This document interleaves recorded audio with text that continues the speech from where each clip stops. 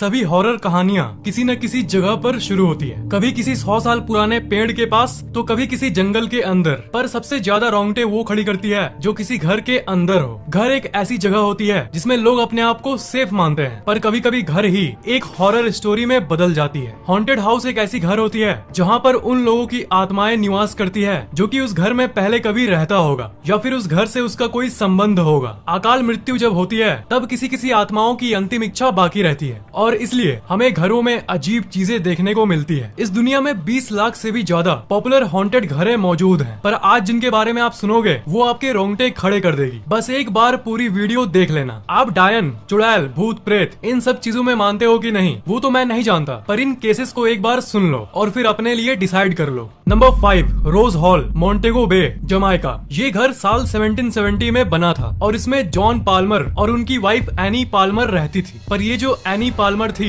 यही इस कहानी की सबसे खतरनाक लेडी है। जॉन ने एनी से शादी तो किया था, पर एनी का इतिहास जाने बिना। एनी का जन्म हैटी नाम के एक जगह पर हुआ था और जब ये सिर्फ 10 साल की थी तब इनके माता पिता दोनों टाइफाइड बीमारी के चलते मारे गए थे। फिर उस लड़की को एक नैनी यानी एक दाई ने पाला पोसा और दाई ने उस लड़की को काला जादू और टोटके भी सिखाने लगी। कहानी में वापस आए तो जब एनी की शादी जॉन से हुई तब कुछ ही दिन बाद एनी ने जॉन को मार डाला और वो घर अपने नाम कर ली। उसके बाद वो 3 बार शादी की और तीनों पतियों को उसने मार डाला और पतियों के साथ साथ जितने नौकर उसके घर में काम करते थे सबकी वो बलि चढ़ा देती थी। पर एक बार एक नौकर के बेटे जिसके फादर एनी के घर काम करते थे और जिसे एनी ने मार डाला था, उस नौकर के बेटे ने बदला लेने के लिए एनी को मार डाला। ये माना जाता है कि एनी आज भी उस घर में भटकती है। वो व्हाइट विच यानी डायन के नाम से भी जानी जाती है और ये भी कहा जाता है कि जितने पतियों और नौकरों को बेरहमी से एनी ने काले जादू से मारा था वो सब आज भी इस घर को हॉन्ट करते हैं। 1965 में इस घर को एक म्यूजियम में बदल दिया गया और आज भी जो स्टाफ इस म्यूजियम में काम करते हैं सब रात के समय पैरानॉर्मल चीजों को रिपोर्ट करते हैं, जैसे गेट अपने आप बंद हो जाना और इंसानों की ऐसी चीखें सुनाई देती है मानो किसी को मारा जा रहा हो और ये आवाजें रात के समय पूरे बिल्डिंग में गूंजती है।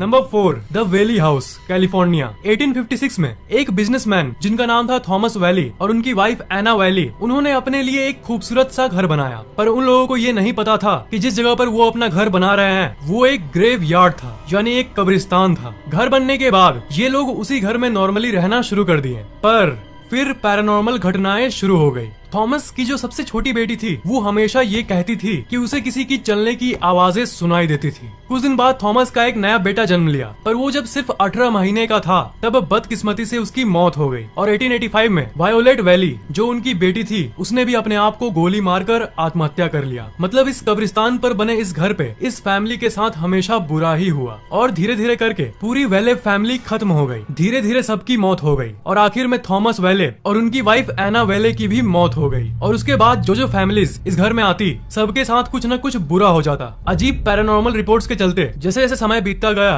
वो घर एक हॉन्टेड घर के नाम से जाना जाने लगा। उसके बाद कोई उस घर में रहने की हिम्मत नहीं किया और आखिर में उसे एक म्यूजियम में कन्वर्ट कर दिया गया। पर आज के समय में भी कई लोगों का ये कहना है कि उस घर के मालिक थॉमस वैले को आज भी कई लोग देखते हैं। एक बहुत बड़े टीवी पर्सनैलिटी और एक्टर जिनका नाम है रेगिस फिल्बिन, उन्होंने भी इस घर को विजिट किया था एडवेंचर के लिए, क्योंकि ये आत्माओं को नहीं मानते थे। पर जब वो वापस आए तब वो शौक में थे। उन्होंने ये कहा कि उन्होंने थॉमस वैली की वाइफ एना वैली को देखा, जिनकी कहानियां वो सुनते आ रहे थे उसे उन्होंने अपनी आंखों से देखा। उन्होंने कहा कि रात को अचानक से वो उनके सामने आ गई और थोड़ी देर बाद गायब भी हो गई। उन्होंने सीरियसली पब्लिक में ये कह डाला कि आज के बाद मैं उस घर के तरफ कभी देखूंगा भी नहीं। रेगिस ने ये कहा था कि ज्यादातर लोग इन चीजों में यकीन नहीं करते हैं क्योंकि उन्होंने कभी ऐसी चीजों को देखा ही नहीं, पर मैं दावे के साथ कह सकता हूँ कि उस घर में कुछ अजीब जरूर था। एक कॉमेडियन जिनका नाम है टॉम ग्रीन, वो भी इस घर में एक बार रात गुजारने के लिए गए थे, ये देखने के लिए कि क्या होता है इस घर में। ये उस समय यूएस की सबसे हॉन्टेड हाउसेस में से एक था, इसलिए एडवेंचर और थ्रिल के लिए ये फेमस लोग उसमें जाते थे। टॉम ग्रीन ने ये कहा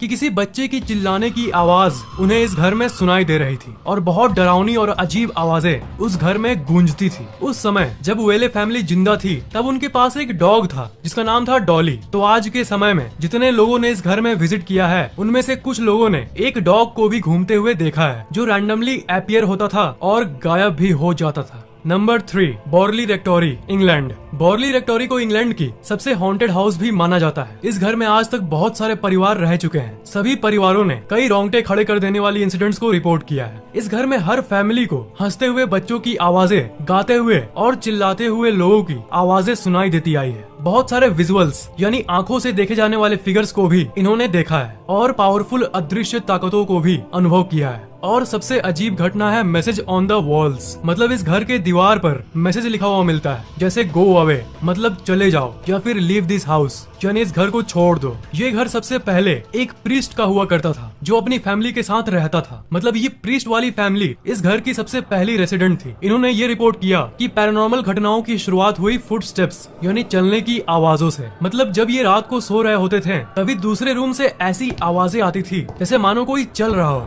या दौड़ रहा हो।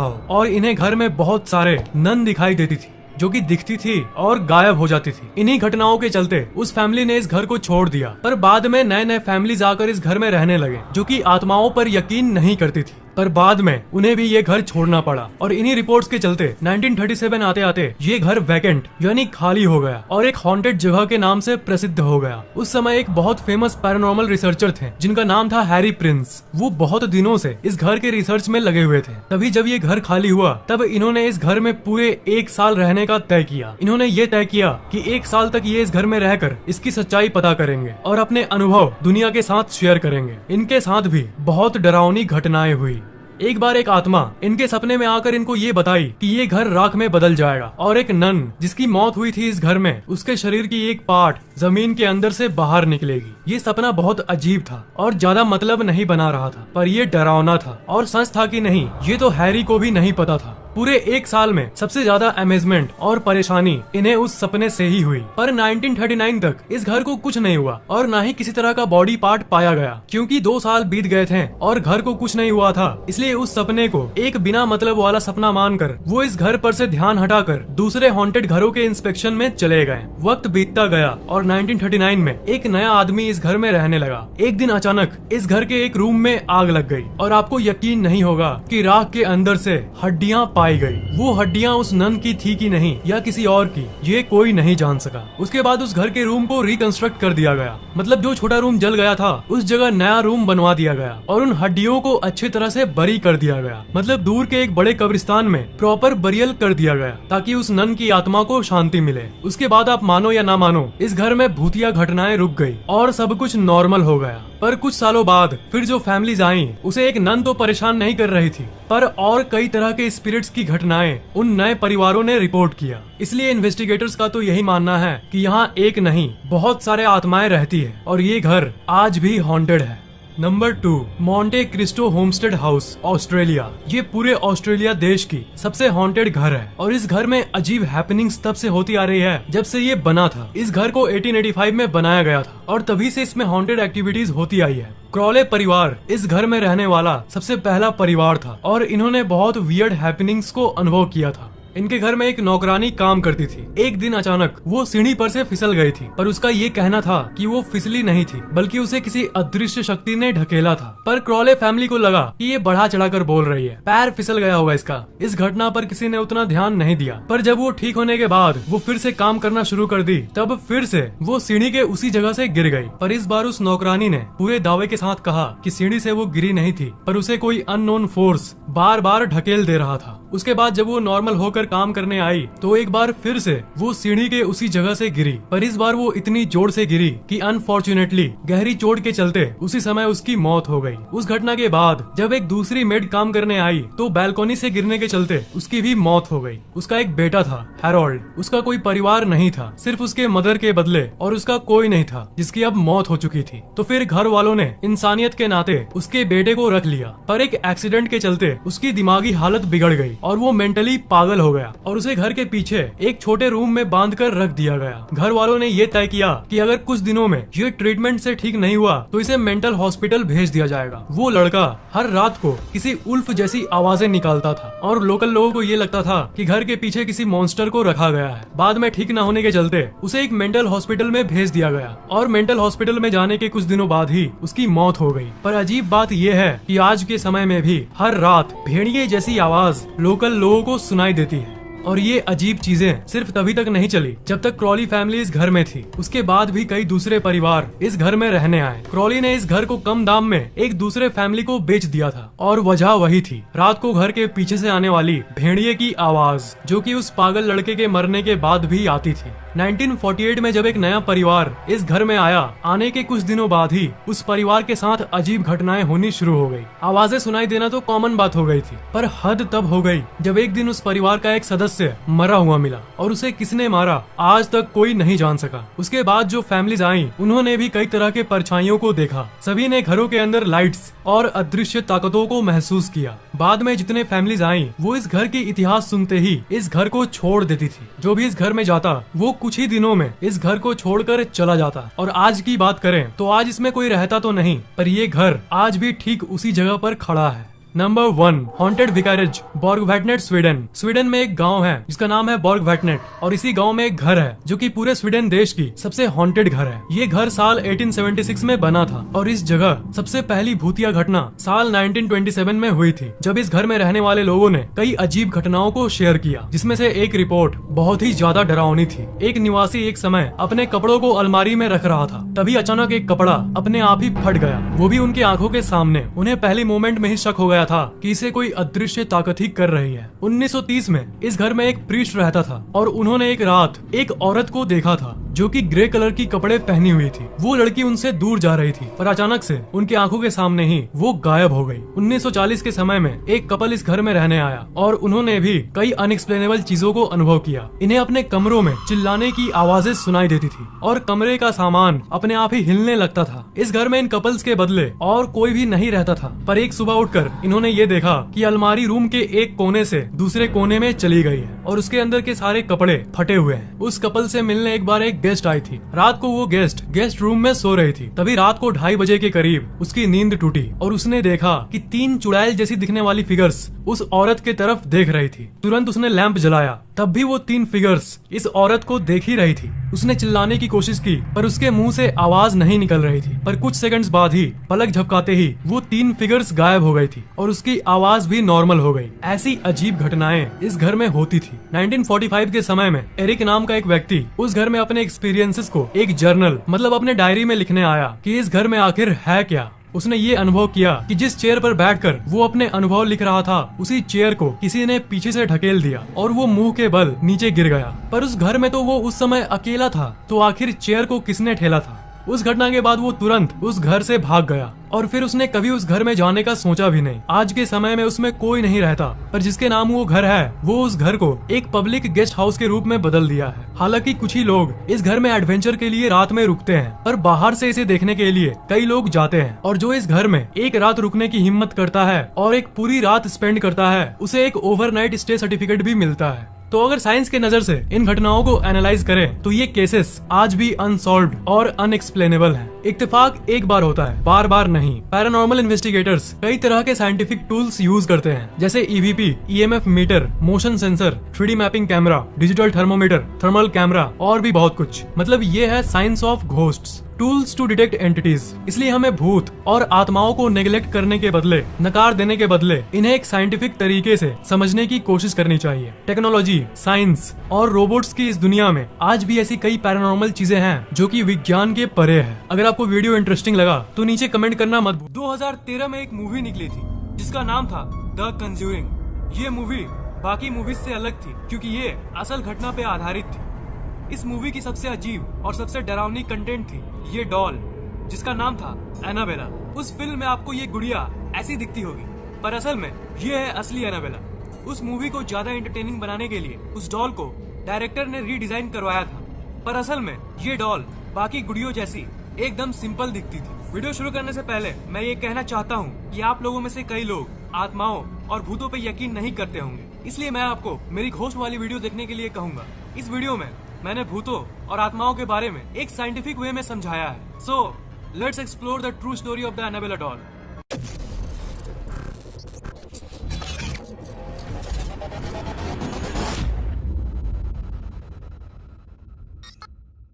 इस वीडियो को पूरा जरूर देखिएगा क्योंकि आपको एनाबेला से रिलेटेड सारी इंफॉर्मेशन मिलने वाली है। इसकी कहानी शुरू होती है 1970 में, एक लड़की जिसका नाम था डोना, उसे उसकी माँ एक एंटीक डॉल गिफ्ट करती है। उसे बचपन से ही डॉल बहुत पसंद था और इसलिए कॉलेज में होने के बावजूद भी वो इन सब चीजों के साथ खेलती थी। डोना उस समय कॉलेज में थी और वो नर्स की पढ़ाई कर रही थी। उसकी एक रूममेट थी जिसका नाम था एंजी और वो दोनों एक अपार्टमेंट में रहते थे। उस अपार्टमेंट में जब उसकी माँ उसे डॉल गिफ्ट की थी तब डोना ने उसे बड़ी खुशी खुशी एक्सेप्ट कर लिया और उस डॉल को बेड पे रख दिया। थोड़ी देर बाद डोना और उसकी दोस्त एंजी दोनों ने ये नोटिस किया कि वो डॉल खुद ब खुद अपने आप जगह से मूव करने लगी। वो जब घर वापस आती थी उस समय डॉल की पोजीशन बदल जाती थी। जब वो उस डॉल को किसी रूम में रख के कॉलेज से आती थी तब वो देखती थी कि वो डॉल दूसरे रूम में पड़ी हुई है। जैसे जब वो बेड पे उस डॉल को रखती थी तो वापस आने के बाद वो अपने सोफा पे उसे पाती थी। धीरे धीरे ये चीजें और भी बढ़ती गई। कुछ हफ्ते बाद ये घटनाएं थोड़ी ज्यादा ही डरावनी होने लगी। एक शाम वो दोनों दोस्त अपने कॉलेज से आई तो उन्होंने कई पेपर्स को देखा जिसपे लिखा हुआ था help us, help us. Doll की पोजीशन बदलना उन लड़कियों के लिए एक आम बात हो गई थी। एक रात जब वो अपने घर पे आई तो उन्होंने उस डॉल को उसी जगह पर पाया जहां उसे वो छोड़ के गई थी। पर डोना को कुछ अजीब सा महसूस हो रहा था और डोना उस डॉल को ध्यान से देखने लगी तो उसने देखा कि डॉल के ऊपर खून लगा हुआ है। इस ब्लड वाली घटना के बाद वो दोनों लड़कियां पूरी तरह से डर गई। उसके बाद उन्होंने एक पैरानॉर्मल इन्वेस्टिगेटर को अपने घर पे बुलाया उस डॉल की जांच करने के लिए। उस इन्वेस्टिगेटर ने ये कहा कि ये डॉल एक मरी हुई लड़की की आत्मा है जिसका नाम था एनाबेला हिगिंस। उस इन्वेस्टिगेटर ने एनाबेला से बात करने की कोशिश की। एनाबेला की आत्मा ने उसे बताया कि वो उसी जमीन पे पहले रहती थी जिसपे वो अपार्टमेंट बना है, जिसपे ये दोनों दोस्त रहती है। और एनाबेला ने कहा कि उसकी मौत तब हुई थी जब उसकी उम्र सिर्फ 7 साल थी। उसने ये भी कहा कि ये डोना और एंजी के साथ सेफ फील करती थी। और उसने उस इन्वेस्टिगेटर के जरिए दोनों रूममेट से ये पूछी कि क्या वो उनके साथ रह सकती है। डोना और एंजी नर्स की पढ़ाई कर रही थी और लोगों का भला करना उनका काम था। उन्हें एनाबेला की कहानी सुन के दुख हुआ और इसलिए एनाबेला को वो अपने साथ रहने की परमिशन दे दी। डोना और एंजी का एक दोस्त था जिसका नाम था लोउ और वो भी उनके साथ रहता था दूसरे कमरे में। लोउ का कुछ और ही कहना था। उसे वो डॉल शुरू से ही पसंद नहीं था। वो लड़कियां उस डॉल को एक्सेप्ट तो कर ली पर लोउ का ये कहना था कि ये डॉल काफी खतरनाक है और इसलिए उन्हें इसे एक्सेप्ट नहीं करना चाहिए। पर डोना ने लोउ की बात नहीं मानी क्योंकि उसे उस इन्वेस्टिगेटर की बात सही लग रही थी और उसने तो यही कहा था कि इस डॉल के अंदर एक 7 साल की लड़की की आत्मा है जो किसी को चोट नहीं पहुंचाना चाहती थी बल्कि सिर्फ प्यार चाहती थी। पर डोना को ये नहीं पता था कि उसकी बात जल्द ही गलत साबित होने वाली है। एक रात लो उस अपार्टमेंट में सो रहा था। उसकी नींद आधी रात में अचानक से टूटी। लो ने ये फील किया कि वो अपने शरीर को हिला नहीं पा रहा था और वो बिल्कुल घबरा गया और उसे एक बच्चे की हंसी सुनाई दी।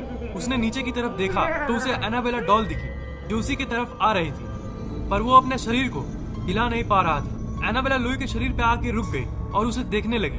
फिर लो बेहोश हो गया। अगले दिन जब उसे होश आया तो उसने ये देखा कि एनाबेला तो अपने रूम में ही है।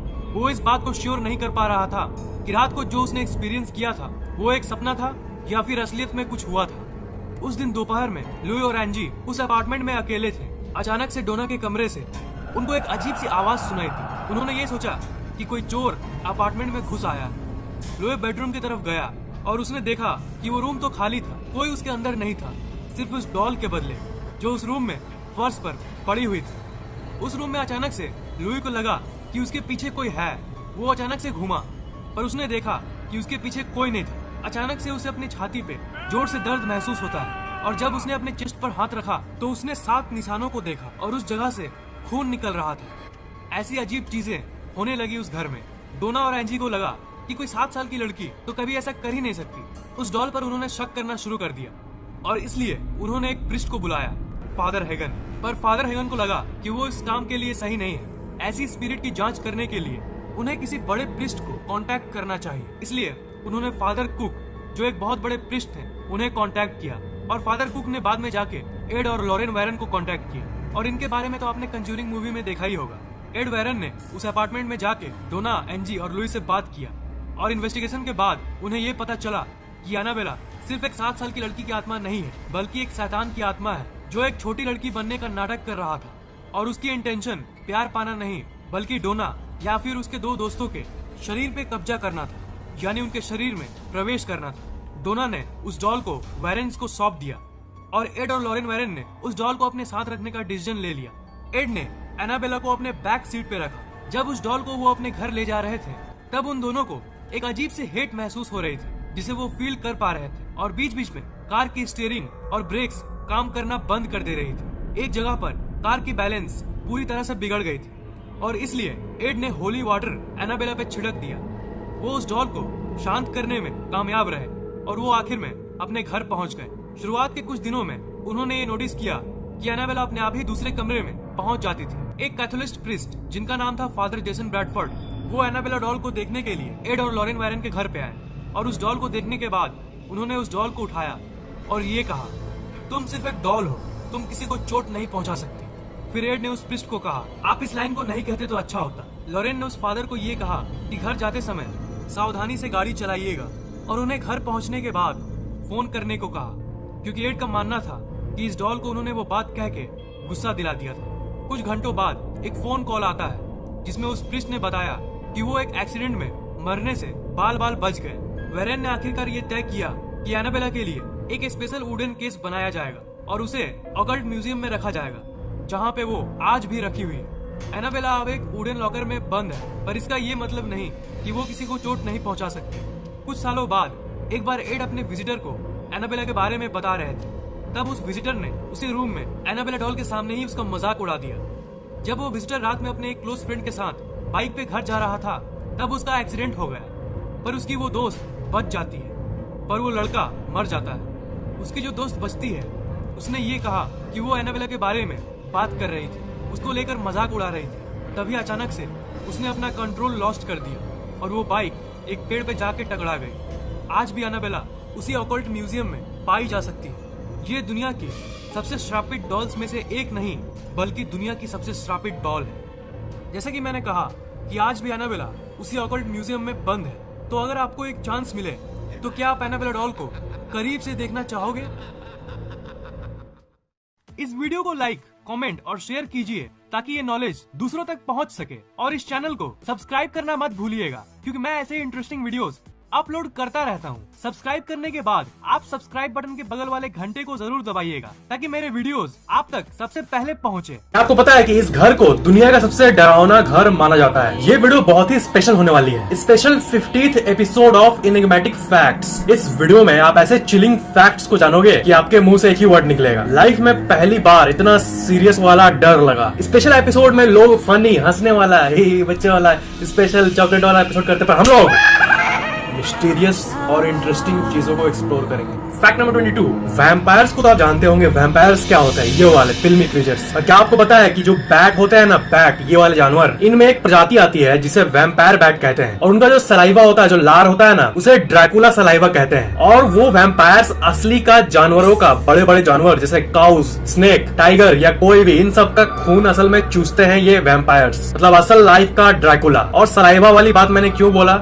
क्योंकि वो उनका टूल है खून को चूसने के लिए। वो किसी भी जानवर के ऊपर वो ड्रैकुला सलाइवा स्पिट करते हैं उसके ऊपर, और वो उसका उतना एरिया जानवर का नम हो जाता है। फिर वो उस जानवर पर खून वाला काम, चूसने वाला काम शुरू करते हैं और सारा खून निकाल लेते हैं। ये होता है वैम्पायर बैट्स। उनके सलाइवा में एक विलन वाली प्रोटीन होती है जो कि उस एरिया को नम कर देती है। मतलब नेचर भी इनकी मदद कर रही है ये सब करने में। फैक्ट नंबर 21, वीजी बोर्ड के बारे में क्या आपको पता है? वीजी बोर्ड मतलब ये टूल जो कि कहा जाता है कि स्पिरिट से कम्युनिकेट करने के लिए यूज किया जाता है। तो वीजी बोर्ड का नाम जो है OUIJ, वीजी पढ़ा जाता है, इसे प्रोनाउंसिएशन अलग है लेकिन यही है। तो वीजी बोर्ड जो होता है, इसे जब इन्वेंट किया गया था तो इसी से पूछा गया था कि क्या नाम रखे हमारा, और जो वीजी बोर्ड का टूल होता है वो अपने हिलने लगा और खुद का नाम, मतलब एक घोस्ट ने इसका नाम डिसाइड किया है, मतलब the Ouija board named itself. और वीजी जो वर्ड है ना, ये बहुत अजीब सा है, इसका कोई मतलब नहीं बनता। तो उसी एंटिटी से एक बार पूछा गया कि इसका मतलब क्या है, वीजी का मतलब क्या है, तो उसने ये रिप्लाई किया,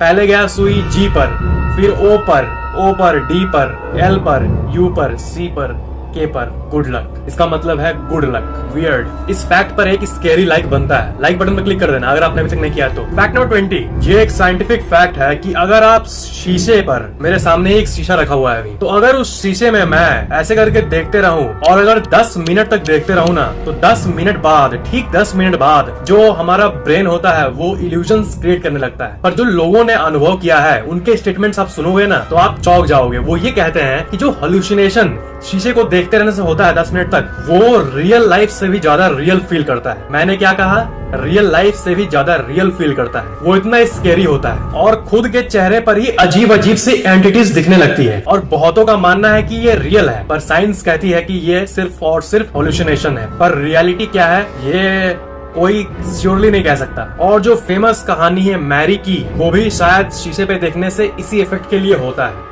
मे बी। फैक्ट नंबर 19, आपने विचेस को जरूर सुना होगा, जो जादू टोना करती है वो औरत जिसे डायन भी कहा जाता है, इंडिया में बहुत पॉपुलर है। तो मिडिवल टाइम्स, बहुत पहले के समय में विचेस के नाम पर 6 लाख से भी ज्यादा औरतों को मारा गया है, क्योंकि लोगों का, समाज का ये मानना था कि ये डायन है। सिर्फ इसी के लिए लाखों को मारा गया है, पर कोई नहीं जानता कि विचेस वाली ये जो हुआ, मतलब कि इतिहास में एक ऐसा समय था जब ये सब पीक पर था। विचेस, डायन, ये सब का जो एक्टिविटी, जो कहानी होता है वो पीक पर था। तो 6 लाख से भी ज्यादा औरतों को इसलिए मारा गया क्योंकि वो एलिजिडली शायद विचेस थी लोगों के हिसाब से। फैक्ट नंबर 18, जो पहले के एल्केमिस्ट्स होते थे वो ऐसी लिक्विड को इन्वेंट करना चाहते थे जिसे यूज करके इंसान हमेशा के लिए जी सके, और एलिजिडली बहुत लोगों का मानना है कि ये एक्चुअल में किसी ने इन्वेंट किया था। मैंने आपको पहले भी कहा है कि जो ब्रेथ टेकिंग इन्वेंशंस होते हैं उन्हें बहुत लोग दबा देते हैं, जैसे वो कहानी जिसमें एक इंसान वाटर्ड पावर व्हीकल को बनाता है लेकिन उसे मार दिया जाता है। वो एल्केमिस्ट ऐसे तरीकों को इन्वेंट किए थे, स्पेसिफिकली एक ऐसी लिक्विड को इन्वेंट किए थे जिसकी मदद से इंसान हमेशा जी सकता था, पर वो लिक्विड किसी हादसे में लॉस्ट हो गई थी। पर स्टोरीज के हिसाब से उस लिक्विड को नष्ट कर दिया गया। फैक्ट नंबर 17, आपको तो पता ही है कि वॉल्केनो होते हैं, मतलब जमीन के अंदर से अचानक से आग बाहर आ जाना, लावा बाहर आ जाना। तो एक्चुअल आप डरावनी एक फैक्ट सुनोगे, वो वॉल्केनो किसी भी जगह को तोड़ सकता है। मतलब मान लो कि यहाँ पर वॉल्केनो का सेंटर मौजूद है, बहुत जगह होता है जहाँ पर लावा होता है, तो उसके इफेक्ट से अंडरग्राउंड वो ट्रांसम्यूट होते होते शायद आपके घर के नीचे भी फट सकता है कभी भी, लेकिन इसकी चांसेस बहुत कम है। और इसलिए हम लोग आमतौर पर जहाँ पर घरें नहीं है वहीं पर देखते हैं, जंगलों में देखते हैं लावा फुटते हुए, घर के नीचे से नहीं। पर ये हो कहीं भी सकता है एक्चुअली में, पर होता कम है। All the game of probability. Fact number 16, Tommy Cooper नाम का एक मैजिशियन था, एक जादूगर था, और उनके साथ एक बहुत ही अजीब घटना हुई। घटना क्या हुई, उनकी लाइफ का एंड था उनका। वो मैजिशियन लाइव मैजिक परफॉर्म कर रहा था और अचानक से, मतलब एक ऐसी सीन को इमेजिन करो आप कि मैजिक शो चल रहा है और ऑडियंस देख रही है, बीच में उन्हें हार्ट अटैक आ गया, लेकिन लोगों को लग रहा है कि वो एक्ट का, वो नाटक का पार्ट है जो मैजिक शो दिखाते हैं वो लोग। तो लोग हंसने लगे देख के, पर वो एक्ट का पार्ट नहीं था, वो रियल में हार्ट अटैक आया। वो हार्ट अटैक के मारे लेट गए, तब भी लोग हंस रहे, सोच रहे एक्ट का पार्ट है। ये दुनिया की सबसे अजीब घटनाओं में से एक है। मैं चाहता हूँ कि आप इसका क्लिप देखो, ये रहा वो क्लिप। ये देखो, इस पॉइंट पर आकर उन्हें हार्ट अटैक आ चुका होता है, पर आप लोगों की हंसी को सुन सकते हो क्योंकि किसी को भी जरा सा भी अंदाजा नहीं लगा कि इनके साथ हो क्या रहा है। फैक्ट नंबर 15, एक बहुत बड़े अमेरिकन बास्केटबॉल प्लेयर थे जिनका नाम है पीटी मैराविच। 1974 में एक इंटरव्यू में उन्होंने ये कहा था, मैं सिर्फ 10 साल NBA में खेलकर 40 साल की उम्र में हार्ट अटैक से नहीं मरना चाहता। ये उनका इंटरव्यू था, उन्होंने जस्ट ये बोला था जैसे नॉर्मल टॉक में कहते हैं। पर आगे सुनोगे क्या हुआ। उन्होंने एग्जैक्टली 10 साल ही NBA में खेला और 40 की उम्र में ही वो मरे। जिस इंटरव्यूअर ने उनका इंटरव्यू लिया था, जब वो मरे और पहले का इंटरव्यू जो कि उस टाइम कॉपीज में लिखा जाता था, उन्हें पढ़े, उनके जो डेस्क पर रखा हुआ था वो पढ़कर मानो शॉक में आ गए कि ये हुआ क्या। मतलब पीट मैराविच अपने ही डेथ को अंदाजे में प्रेडिक्ट कर लिए थे, भविष्यवाणी कर लिए थे। That's too scary। Fact number 14, जिस तरह बर्थ डेट होता है उसी तरह इस दुनिया में हर इंसान का डेथ डेट भी आएगा, जो अभी जिंदा है उनका। तो जितने भी डेट्स हैं उनमें से किसी एक ही डेट में न मृत्यु होगी, तो इसका मतलब हर इंसान हर साल अपने डेथ डेट से ही गुजरता है अननोइंगली। समझ में आया मैंने क्या कहा? हर इंसान अननोइंगली, अनजाने में अपने डेथ डेट से भी गुजरता है, जो कि फ्यूचर में उनका डेथ डेट होने वाला है, साल में कोई एक दिन। फैक्ट नंबर 13, ये एक बहुत ही वियर्ड स्टैटिस्टिक है, बहुत हार्ड टू डाइजेस्ट है, पर जिसका नाम ए से शुरू होता है। ये रहस्यमय फैक्ट नहीं है, चिंता मत करो, खुश होने वाला फैक्ट है। जिनका नाम ए से शुरू होता है, ये आमतौर पर लोगों ने ऑब्जर्व किया है विदाउट एनी साइंटिफिक बैकअप की जिसका नाम ए से शुरू होता है, उनकी लाइफ एक्सपेक्टेंसी ज्यादा होती है, मतलब वो ज्यादा दिन तक जीते हैं। पर ये वियर्ड सा फैक्ट है, ऐसा क्यों?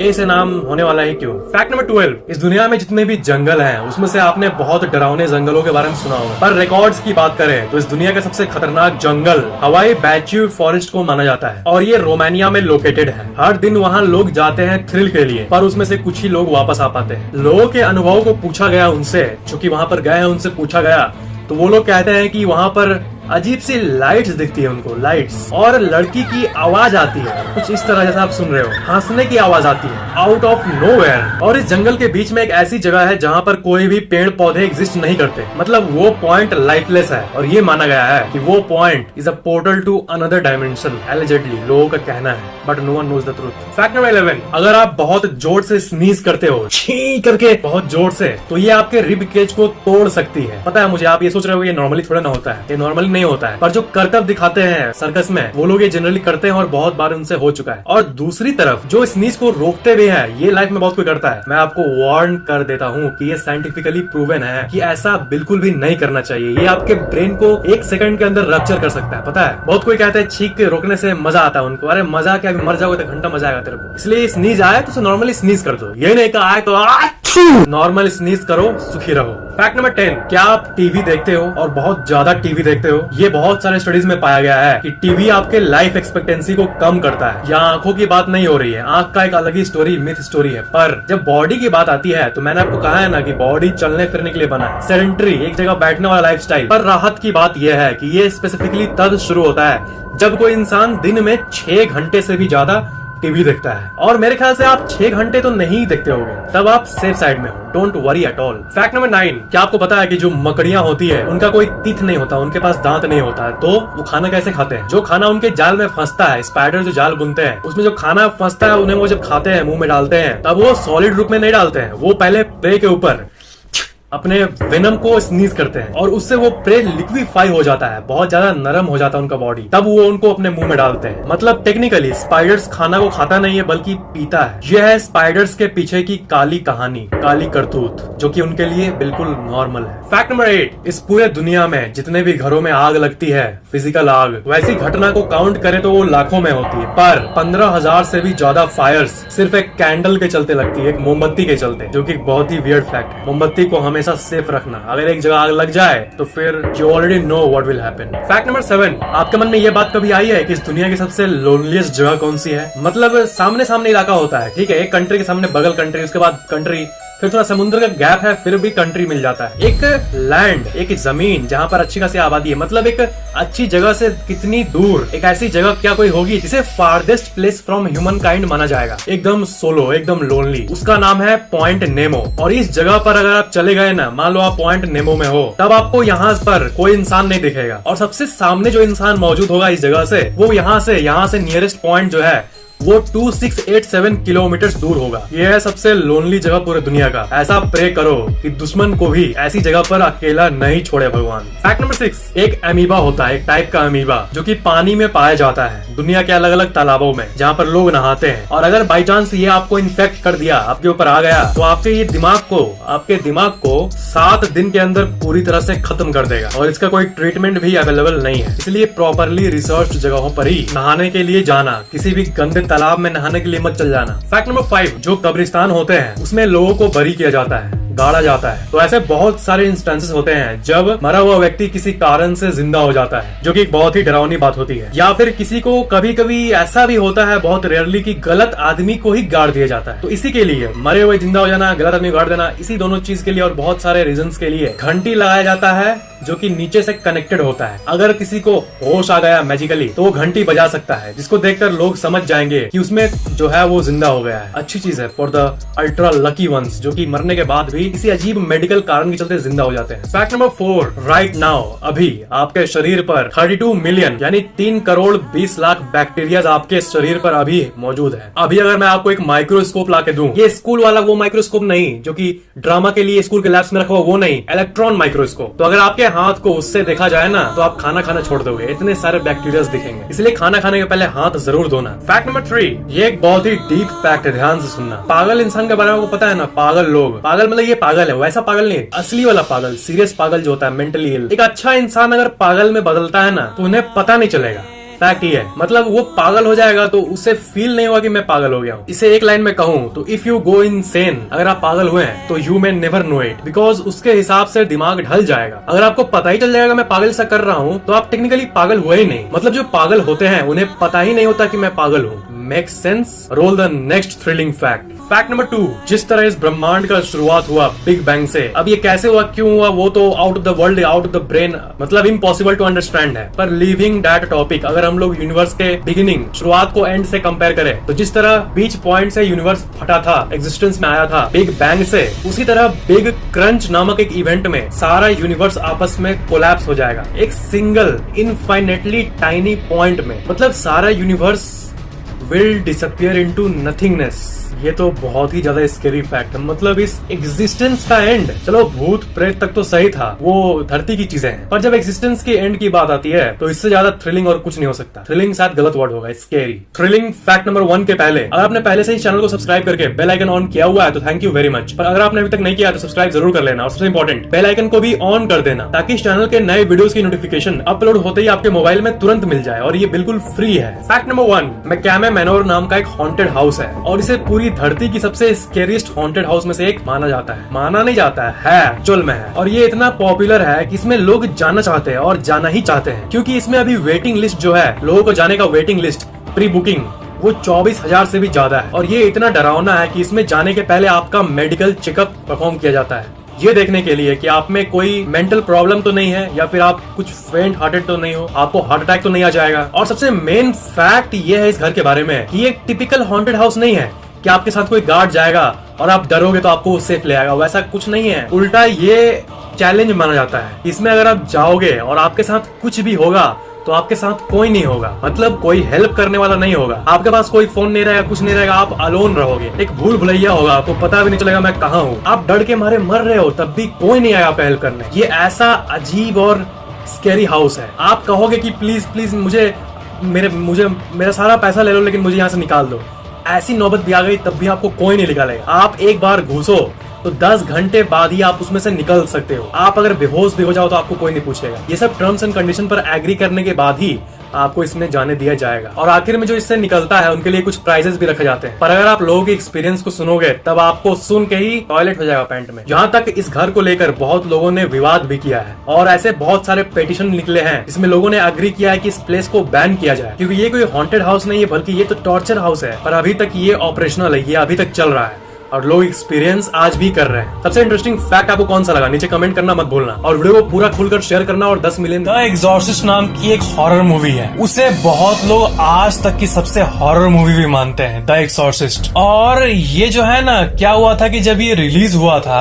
तब इसका जो ट्रेलर है ना, वो हॉल में आप मूवी देखने के लिए बैठे हो और आपको किसी और मूवी का ट्रेलर दिखाया जा रहा है, क्योंकि आप मूवी इंथुसियास्ट हो। तो जब भी लोग इसका जो ट्रेलर है वो उसको देखते थे हॉल में, उस टाइम जब ये रिलीज हुआ था तब लोगों को हेडेक होने लगता था, उन्हें चक्कर आने लगता था, और उन्हें आवाजें सुनाई देने लगती थी, जो कि बहुत ही अजीब बात है। और आप बिलीव नहीं करोगे, इसके चलते इसे ऑफिशियली बैन भी कर दिया गया। मतलब कोई एक टेक्निकल कारण होता है फिल्म को या ट्रेलर को बैन करने का, वो नहीं, जस्ट लोगों के रिपोर्ट्स की मुझे क्या क्या सुनाई दे रहा है, मुझे पैरानॉर्मल फील हो रहा है, इसी के बेसिस पे इसे ऑफिशियली बैन कर दिया गया। द कंज्यूरिंग जो ये मूवी है 2013 में जो निकली थी, जिसे मैं अभी देखा हूँ, ये एनाबेला डॉल के ऊपर एक मूवी थी। तो क्या है कि ये मूवी इतनी हॉरर थी कि फिलीपींस में ना, देखो फिलीपींस कंट्री में ये बोर्ड रखा गया है और इसमें ये लिखा गया है कि ये फिल्म साइकोलॉजिकली और इमोशनली डिस्टर्बिंग है। तो जिनको बहुत डर लग रहा है वो, तो क्या है कि ये लोग हॉल के पास ही एक प्रीस्ट को रखेंगे जो कि आपके हेल्प लिए यहाँ रहेगा, कि मूवी देखने के बाद आपको डर न लगे, और अगर नीड हुई